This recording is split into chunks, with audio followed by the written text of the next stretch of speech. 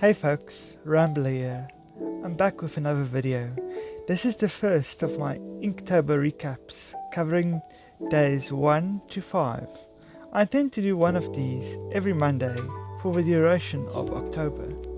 But first, some announcements. Since I started using this format with my digital avatar and studio, I've had 9 new subscribers, and honestly, I appreciate every one of you, especially as I am still trying to reach 1000 subscribers, maybe by the end of the year. Now that would be cool. To that end, starting now, I will be pinning my favorite comment or comments of the previous week somewhere in the scene. So if you want the chance to see your name in one of these videos, like, comment, subscribe. Lastly, these free illustrations are now available as merchandise over on my RedBubble store. If you guys want to check it out, the links will be in the description. Now, on with the video. InkTober, for those who don't know, is a drawing challenge that runs during the month of October. As the name implies, the goal is to use ink. Originally, it was meant to be done traditionally, but in recent years, digital art has also been permitted. So basically, 31 days, 31 drawings, draw every day, and post to social media. As for me, I used to do some traditional art with alcohol markers. However, I am not currently in a position to work traditionally, so instead I work digitally, but with some additional self-imposed limitations. Namely, I'm only allowed to use an eraser with my pencil brushes while making my rough sketches. As for inking, I only use one layer and stick to Infinite Painter's marker and pen brushes.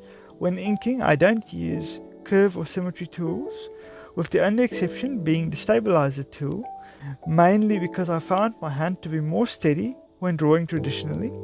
I also don't use the eraser or undo tool, so if I make a mistake, it stays there.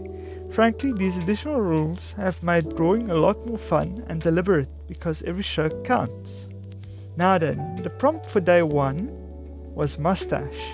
I was listening to the song 3 Kobolds in a Trench Coat by Chase Noseworthy while reading the prompt list when my cat walked in, so 3 Kobolds in a Trench Coat became 3 Cats in a Shirt. And well, at least there's a mustache, so it counts. The prompt for day 2 was weave. Here I decided to do a woven basket with sunflowers, neither of which are subjects I am used to drawing, but all things considered, it came out well. The prompt for day 3 was crown. Keeping with the idea of stepping out of my comfort zone, I chose to do the crown of the Elf King, which meant I'd have to draw a face. And well, I don't like faces, especially when not using the symmetry tool. But regardless, I persevered, and while I can't say that I'm perfectly satisfied with how it came out, at least I finished it. The prompt for day 4 was murky. At first I had no clue what to do, cause how do you draw murky? Then I thought of the Pokemon Murkrow, and well, the rest was easy. It was at this point where I started to experiment with some ink washes, and it actually came out rather nicely. The prompt for day 5 was deer. So I found a red deer and drew that. Yet again, not something I am comfortable with, but if there's one thing I believe, it is that with enough references, one can draw anything. Well, the next InkTober recap will be next week Monday. So until then, thank you for watching. Wherever you are and wherever you're going, safe travels.